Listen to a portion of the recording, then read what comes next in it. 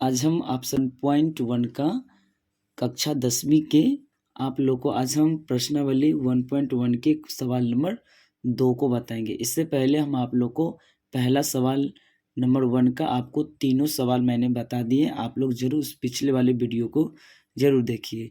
तो आज हम आप लोग को 2 नंबर सवाल बताएंगे।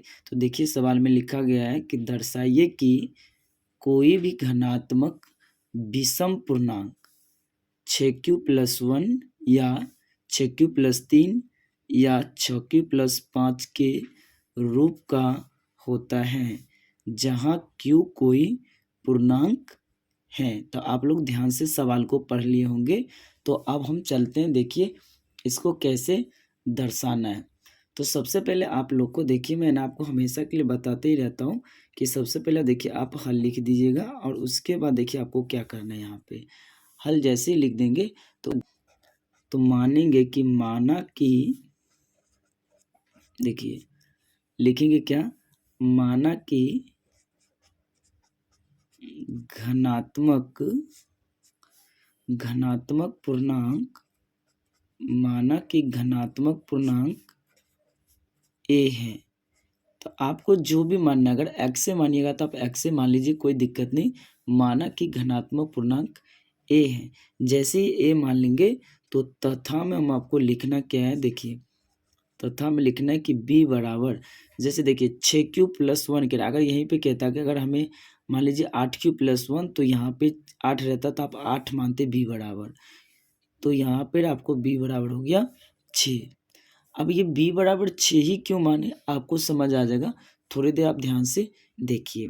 तो ये जब से ऐसे लिखा तो इसमें कह रहा है कि कोई भी घनात्मक विषम पूर्णांक, तो आप लोग को जैसे 6q+1 हुआ, तो यहाँ पर आपको पता होगा कि भाज्य वाला फॉर्मूला होता है ना, भाजक गुने भागफल प्लस शेष। तो वहीं पर यहाँ पर वही प्रोसेस किया गया है कि यहाँ पे भाजक और यहाँ पे भाजक को भागफल के साथ मल्टीप्लाई किया गया है। तो यहाँ पर वही चीज़ करेंगे। तो यूक्लिड विभाजन हमें एल्गोरिथम को लगाना है। तो सबसे पहले हम यहाँ पे वही चीज़ लिखेंगे, देखिए तो यूक्लिड विभाजन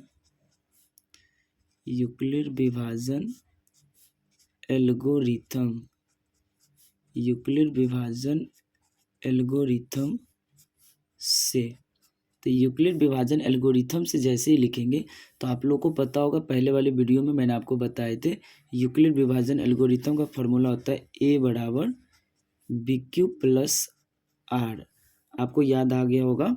और आपको ये भी बताया गया था कि 0<r b, तो आपको यहाँ पर पता है कि यहाँ पे करना क्या है, तो 0<r b, तो यहाँ पर हो गया यूक्लिड विभाजन एल्गोरिथम से।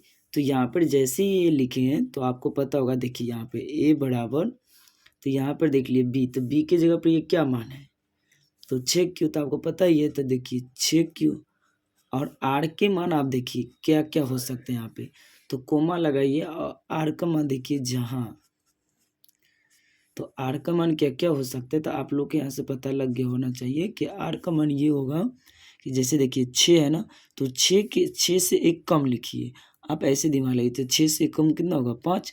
तो यहाँ से देखिए 0 से स्टार्ट कीजिए, अब 5 तक जाइए, तो 0 1 2 3 4 या देख लिखिए 5। देखिए कुछ नहीं करना है, सबसे पहले देखिए आपको करना क्या है, तो यूक्लिड विभाजन एल्गोरिथम लिखना है। इसके बाद ये फार्मूला लिख दीजिए 0<r b, और यहाँ पे a बराबर, देखिए b का मान क्या रखे थे 6, तो यहाँ पर रख दिए 6, यहाँ पे q और r आपको क्या सब हो सकता है, जैसे 6 है यहाँ पे, तो 6 से एक कम करके लिखिए 0 1 2 3 4 या 5, जैसे यहाँ तक अगर हम लिख देंगे तो अब हम देखिए यहाँ पे क्या लिखेंगे, तो a का संभव मान क्या क्या हो सकता है, तो हम यहाँ पे लिखेंगे इसीलिए a का संभव मान, तो a का संभव मान क्या क्या हो सकता है आप ही बताइए। तो a का संभव मान क्या क्या हो सकता है, अगर देखिए 6q+r है, तो यहाँ पे r के जगह अगर हम 0 जोड़ेंगे तो आप ही बताइए। देखिए हम इधर थोड़ा बता देते हैं, अगर यहाँ पे 6q, अगर r के जगह पर अगर हम 0 रखेंगे तो फिर इसमें 0 जोड़ेंगे तो कितना होगा, 6q होगा। अब फिर देखिए 6q+r के जगह पर अगर 1 रखेंगे तो ये 6Q+1 होगा। इसी तरह 6Q+8 की जगह पर 2 रखेंगे तो 6Q+2 होगा। तो मतलब ऐसा ही होगा। तो आप इसको यहाँ पे क्या करिए, सबको बैठा दीजिए। कैसे, तो देख लीजिए। मान तो ए का संभव मान 6Q+ और यहाँ पे आर के जगह पर 0 रखेंगे तो 6Q ही होगा। इसी तरह मान लीजिए 6Q और फिर आर के जगह पर मान लीजिए अब रखेंगे 1 को तो 6Q+1। फिर इसी तरह 6Q आर के जगह पर क्या रखेंगे 2 तो यहाँ पर होगा 6Q+2। इसी तरह 6Q आर के जगह पर क्या रखना है एक बार 2, फिर आप रखेंगे 3 तो 6Q+3 कोमा। इसी तरह आगे भी देखिए, यहाँ पे लिखते हैं 6Q अब 3 रखे थे तो अब क्या रखना है 4 तो 6Q+4। अब या फिर क्या करना है, देखिए 6Q प्लस और यहाँ पे 5 है तो यहाँ पे लिखेंगे 6Q+5। अब जैसे ही देखिए ये रख दिए तो ए का संभव मान क्या क्या हो गया, तो 6Q+R लिखा था तो 0 रखे 6Q+0 तो 0 जोड़ेंगे तो 6Q ही होगा। 6Q+1 6Q+2 मतलब जितना है ना सबको आपको क्या करना है, जहाँ पे रिमाइंडर R है सबको बारीकी से जोड़ दीजिए और ये ए का हो जाएगा संभव मान। और जैसे ही ए का संभव मान हो जाएगा तो सवाल में हमें क्या बोला है, घनात्मक विषम पूर्णांक। जैसे ही विषम बोला तो इसमें से आप क्या करिए, जो जो सम वाला है ना उसको अलग कर लीजिए और उसके बाद जो बच जाएगा वो विषम बच जाएगा। तो देखिए हम थोड़ा ऊपर करते हैं, आप लोग ध्यान से देखिए। तो जैसे इसका हम अलग करेंगे तो अब बताइए, तो पहले तो हम इसको क्या कर सकते हैं, इस रूप में तो लिख सकते हैं। तो यहाँ पर उसी बात को पहले लिख दीजिए के, क्या लिख देना है, के रूप का हो सकता है। तो आप यहाँ तक देखिए, तो यहाँ पर तक तो अब कोई दिक्कत नहीं, के रूप का हो सकता है। अब जैसे ये पता लग गया तो आप इसमें से तो हम आपको बता ही दे कि सम वाले को अलग कर लीजिए।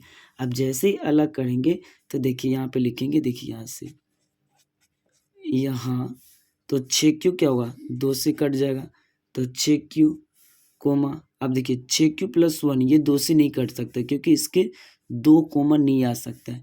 अब 6Q+2 में देखिए 2 कॉमन चला जाएगा तो 6Q+2।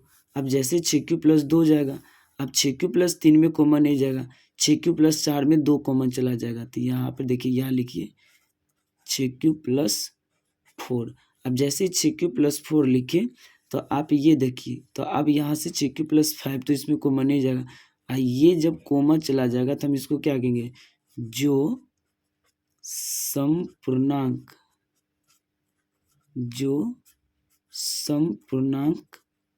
है। अब जैसे ये समपूर्णांक है तो हमको जो बच क्या गया, 6Q+1 6Q+3 और 6Q+5। आप देखिए इसमें आपको लगता होगा सम क्यों है, तो आप इसमें देखिए 2 का कॉमन जाता है कि नहीं।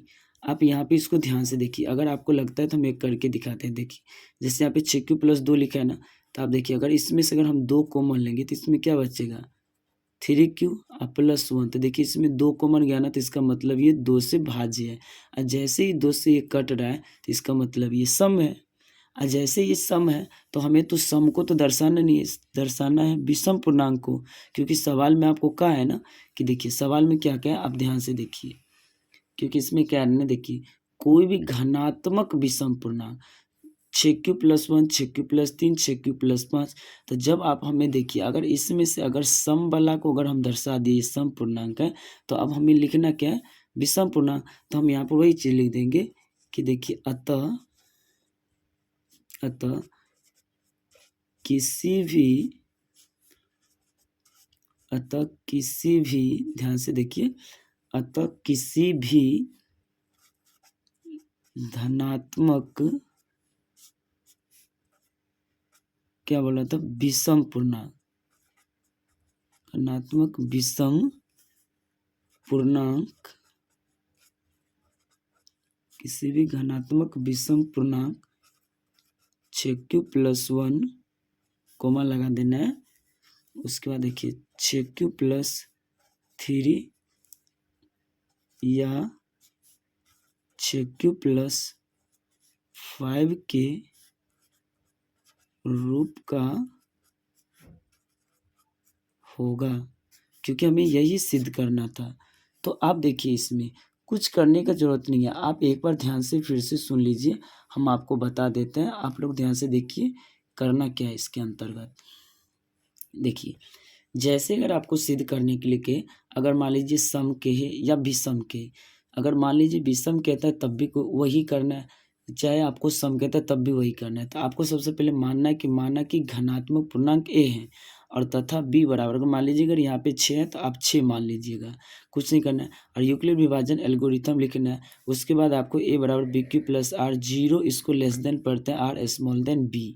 और जैसे ही ए बराबर लिखेंगे तो यहाँ पर जो बी माने थे ना, बी का मान देखिए उसको क्या करना है, बी की जगह बैठा देना। अगर आपको यहाँ पे 7 रहता तो 7 बैठाते, अगर 8 रहता तो 8 बैठाते। तो यहाँ पर हो जाएगा, अगर 6 है तो 6 क्यू प्लस, और ये आर का मान भी पता नहीं है, तो जो यहाँ पे जैसे 6 है ना, तो इससे आप एक कम करके आप यहाँ तक रिमाइंडर लीजिए, क्योंकि आप किसी में भाग देते होंगे तो आपको पता होगा कि भागफल से जो होता है ना, कि हमेशा वो क्या होता है, आपसे कम ही होता है शेषफल। तो आपको ये पता है, तो जैसे ही अगर आपको ये कम होता है तो 0 1 2 4, तो अगर मान लीजिए 6 है तो एक भाषा में आप ऐसे याद करके रख लीजिए कि अगर मान लीजिए अगर 6 है तो उससे एक कम करके तो 5 तक। अब 5 तक हुआ तो जैसे ही ए हुआ तो ए का संभव मान क्या हो सकता है, अगर 6 क्यू है, आर का मान एक बार 0 जोड़ना है, फिर एक बार क्या करना है 1 जोड़ना है, फिर एक बार 2, फिर एक बार 3, इसी तरह 4 5 ऐसे करके टोटल को रख देना है। अब के रूप का हो सकता है, देखिए के रूप का हो सकता है।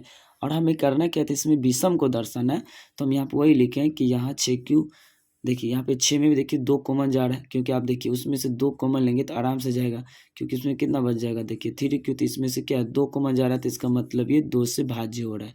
तो जैसे 2 से भाज्य हो रहा है, ये भी 2 से भाज्य हो रहा है और ये भी हो रहा है 2 से भाज्य, जो समपूर्णांक हैं। और जैसे ये समपूर्णांक हैं तो हमें करना है क्या, तो जो इसमें बच जा रहा है, तो देखिए 6 क्यू प्लस 1 एगो बच जा रहा है, इधर से 6 क्यू प्लस 3 बच जा रहा है और एगो 6 क्यू प्लस 5 बच रहा है।